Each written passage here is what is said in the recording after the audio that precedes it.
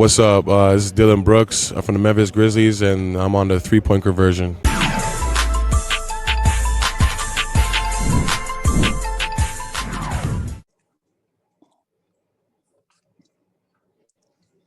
Well, JB, we're going to get started here. So let's go with Mike Solarte first. Well, JB, just initially first thoughts on tonight. Draymond was going to come out and prove a point, but just seems like you guys were playing catch up after that. Yeah, we weren't bad. I mean, first half we were okay. They got off to a good start. They made shots early. We caught them. I think we took the lead there. Decent second quarter. And then towards the end of that second quarter fell apart. Poor execution offensively, turnovers, bad decisions. I think our offense really hurt us in that regard. But I think we gave ourselves a chance there, second quarter. We just couldn't finish that quarter well.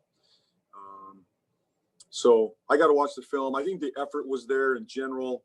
I don't think the execution or how we want to play was there in general. So I'll watch it. We got to get better. Obviously, we missed Cody tonight, but they're a good team. They played well. Give them credit. We got to learn from this game and get better. Danny, go ahead. Coach Danny Thompson with a three-point conversion. How difficult is it to guard Golden State when they're getting 72 points in the paint? When normally they're a team that just shoots from beyond the arc.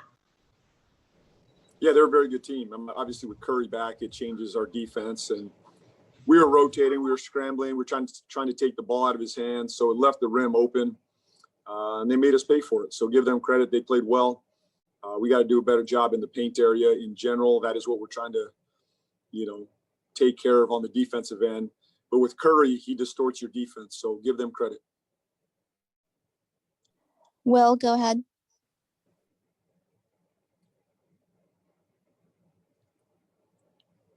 JB, how do you harness your team's aggression to the point where, obviously, when you think about trying to be aggressive, at what point does it become reckless, and how do you go about trying to harness that? Well, you got to be aggressive on Curry, or you can play one-on-one on Curry. You can play the big back. You got to figure it out. I mean, you got to decide, pick your poison against certain teams like this. So we went in with a game plan, and, they moved it. They shared it well. They got more, buckets at the rim. And then you adjust as the game goes. We tried a few different things, and we just couldn't get them under control in general. But we'll look at the film. We'll get better. It's not a defense we typically play against certain point guards. We're not that aggressive, but tonight we were, and we just got to learn from it. Richard Walker.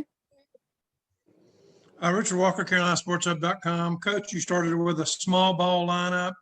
Was that reflective of what you anticipated Golden State doing, or a chance to kind of make the bench stronger by starting Cody and leaving Miles coming off the bench? Yeah, I was leaving the bench intact. That's all it was. Give Cody some minutes, and I thought Cody played well. He deserved minutes. Kept our bench intact, and that was the reason. Rod Boone. Hey, JB, you mentioned keeping the bench intact. With Malik scoring 25 points leading the team tonight, just what have you seen from him playing within himself, especially the last few games, to kind of go out there and score the ball the way he has efficiently lately? Yeah, I think he's been aggressive offensively. Obviously, he can get his own shot. He's making threes. He's attacking closeouts. He's playing in transition. So that's big for our bench, to have that scoring punch and that offense coming off the bench with Miles. And, typically those two play well together. I think Jalen's played well in general off the bench. So for us to win and have success, we're going to have our bench. And when we've played well, our bench has played well. Obviously, not having Zeller tonight changes a little bit of our rotations, but hopefully we get him back soon. But, yeah, Monk was good tonight. I thought Jalen had some good minutes. I thought Miles was productive tonight. Last question. We'll go back to Mike.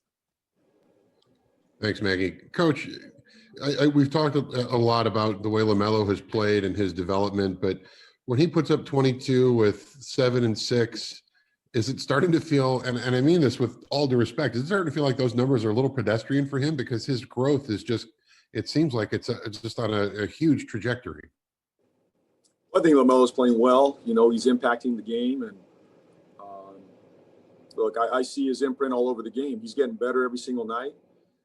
And it's less about the numbers are impressive, but I like the way he's playing. You know, he's trying to play the right way. He's getting better. He's making winning plays.